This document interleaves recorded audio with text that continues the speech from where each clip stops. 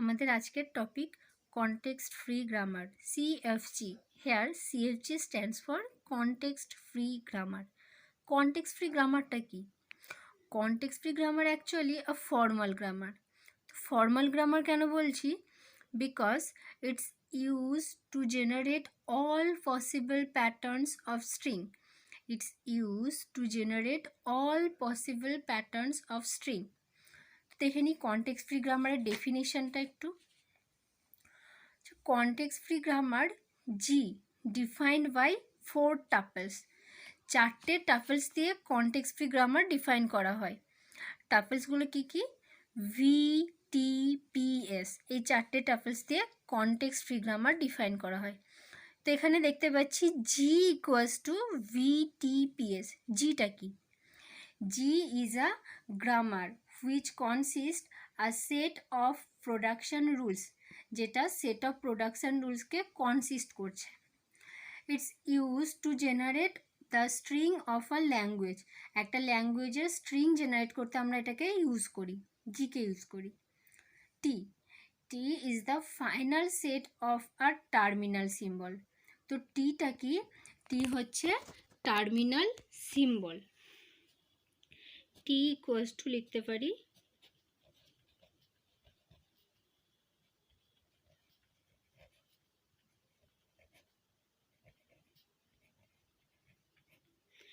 টি হচ্ছে terminal symbol. তো terminal symbol কোনগুলো?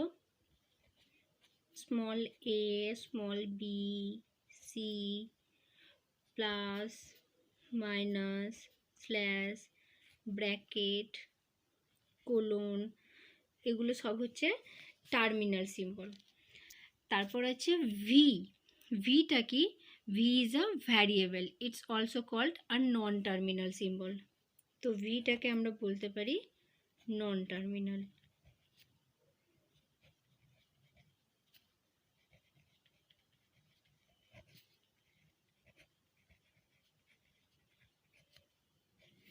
পি হচ্ছে নন টার্মিনাল সিম্বল। তো নন টার্মিনাল সিম্বল কোনগুলো? Capital A, B, C, G, S, H, এগুলো সব হচ্ছে নন টার্মিনাল সিম্বল। তারপরে আছে পি। পিটা কি? P is set of production rules. তো পিটাকে আমরা বলছি, পি হচ্ছে প্রোডাকশন রুলস।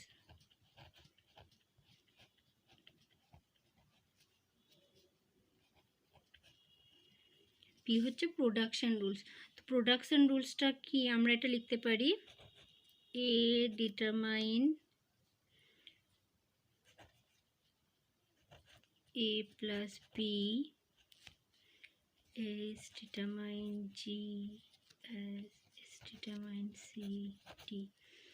তো প্রোডাকশন রুলসের ক্ষেত্রে আমরা দেখছি প্রোডাকশন রুলসের লেফট সাইডে অল টাইম নন টার্মিনাল থাকবে।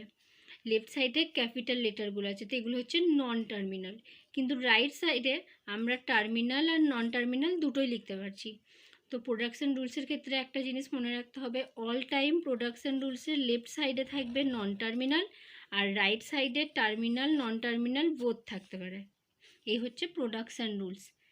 তারপরে কি আছে? লাস্ট টাপেল আছে S. S is a starting symbol. S হচ্ছে starting symbol.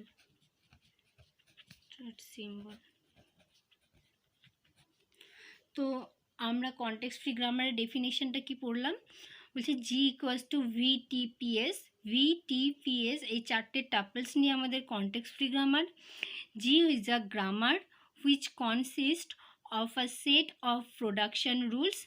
It's used to generate the string of a language. T is a final set of a terminal symbol. Terminal সিম্বলগুলো হচ্ছে small a, B, c, plus, minus, bracket, এগুলো হচ্ছে terminal symbol. V is a variable. It's also called a non terminal symbol. Non terminal symbol হচ্ছে capital A, B, C, G, H, এগুলো হচ্ছে non terminal symbol. তারপরে আছে P. P is a set of production rules. তো production rules আমরা কি দেখলাম, যে প্রোডাকশন রুলসের ক্ষেত্রে এই যে আছে A determine A plus B, S determine G S. তো প্রোডাকশন রুলসের ক্ষেত্রে লেফট সাইডে অল টাইম নন টার্মিনাল থাকবে, রাইট সাইডে টার্মিনাল নন টার্মিনাল দুটোই থাকবে। আর S is the start symbol use to derive the string. এই হচ্ছে আমাদের definition of context free grammar. আমরা একটা এক্সাম্পল করে নেব। এখানে কি বলেছে, বলেছে construct CFG for the language having any number of S. এখানে বলে দিয়েছে ল্যাঙ্গুয়েজটা এনি নাম্বার অফ এস, মানে যে কোনো নাম্বারের এ আমরা নিতে পারি, over the set summation equals to a. তো এই সেটটা দিয়ে দিয়েছে, বাট এখানে বলেছে এনি নাম্বার অফ এস, যে কোনো নাম্বারের এ আমরা নিতে পারি এই ল্যাঙ্গুয়েজটাকে কনস্ট্রাক্ট করতে। তো আমরা লিখে নিই, এখানে দিয়ে দিয়েছে এটা ইকুয়ালস টু এ, সেটটা দিয়েছে।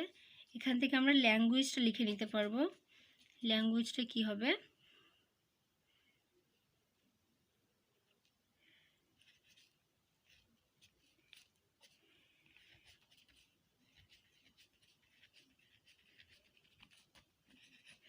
তো এটা কেন লিখলাম, এপসাইলন মানে নাল, এটাকে আমরা নাল ধরে নিই। তো নাল এ, ডাবল এ, ট্রিপল এ, যতগুলো এ আমি নিতে পারি, এর সংখ্যা 0 হতে পারে, 1 হতে পারে, 2 হতে পারে, 3 হতে পারে, আমার যতগুলো ইচ্ছে।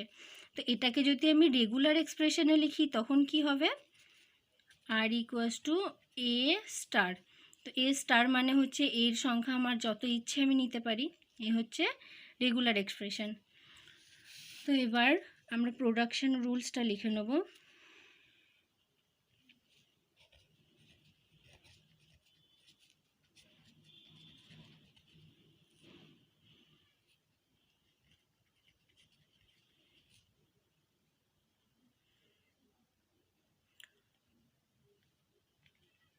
প্রোডাকশন রুলস কি হবে, S determine A S determine epsilon. তো এসের সংখ্যা নাল হতে পারে, এস নাল হতে পারে, আবার এস কখনো এসকে ডিটারমাইন করছে। তো আমরা একটা স্ট্রিং নিয়ে নিই, এই হচ্ছে আমাদের স্ট্রিং একটা। এই স্ট্রিংটাকে আমরা বের করব। তো কিভাবে বের করব, ফার্স্টে আমরা নিয়ে নেব এস ডিটারমাইন এ এস, এটা নিয়ে নিলাম।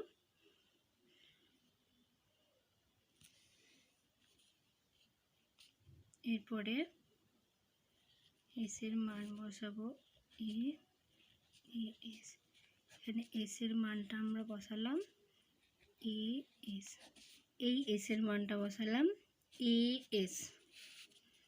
আবার করি, এই এসের মানটা বসালাম এ এস। যেহেতু আমাদের স্ট্রিংয়ে 5টা এ আছে, এই স্ট্রিংটা পেতে হবে, যতক্ষণ না পাচ্ছি এসের মানগুলো বসাবো।